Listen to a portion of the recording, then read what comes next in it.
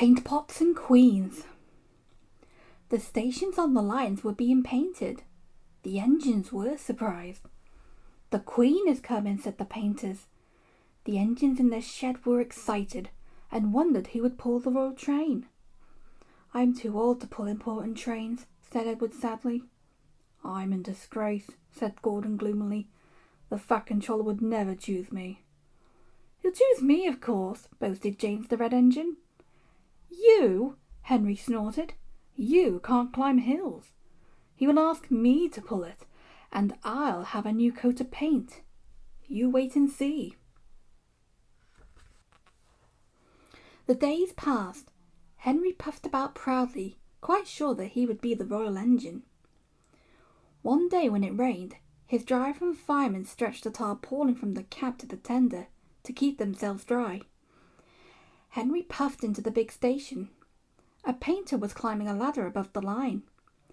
Henry's smoke puffed upwards. It was thick and black. The painter choked and couldn't see. He missed his footing on the ladder, dropped his paint pot, and fell plop onto Henry's tarpaulin. The paint pot poured over Henry's boiler and trickled down each side. The paint pot purged on his dome. The painter clambered down and shook his brush at Henry. "You spoil my clean paint with your dirty smoke," he said, "and then you take the whole lot and make me go and fetch some more." He stumped crossly away. The Fat Controller pushed through the crowd. "You look like an iced cake, Henry," he said. "That won't do for the royal train.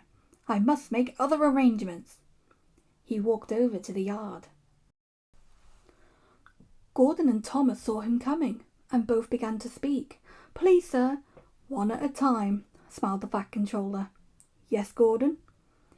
"May Thomas have his branch line again?" Said the Fat Controller. "Well, Thomas?" "Please, sir, can Gordon pull coaches now?"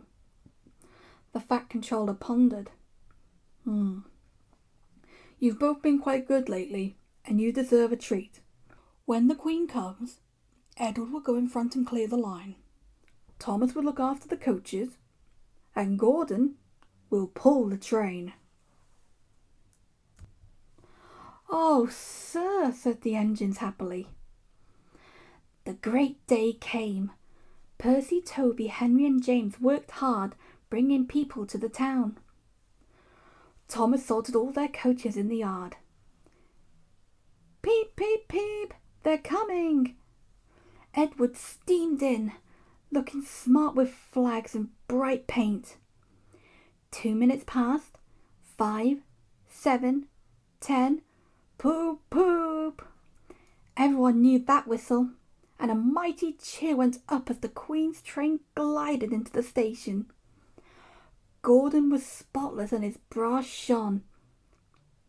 Like Edward, he was decorated with flags, but on his buffer beam he proudly carried the royal arms. The Queen was met by the Fat Controller, and before doing anything else, she thanked him for their splendid run. "Not at all, Your Majesty," he said. "Thank you." "We have read," said the Queen to the Fat Controller, "a great deal about your engines. May we see them, please?" So he led the way to where all the engines were waiting. "Peep, peep," whistled Toby and Percy. "They're coming!" "Shh, shh, shh, shh," hissed Henry and James. But Toby and Percy were too excited to care. The Fat Controller told the Queen their names, and she talked to each engine. Then she turned to go. Percy bubbled over. "3 cheers for the Queen," he called. "Peep, peep, peep," whistled all the engines. The Fat Controller held his ears, but the Queen, smiling, waved to the engines till she passed the gate. Next day, the Queen spoke specially to Thomas, who fetched her coaches, and to Edward and Gordon, who took her away. And no engines ever felt prouder than Thomas and Edward and Gordon the big engine.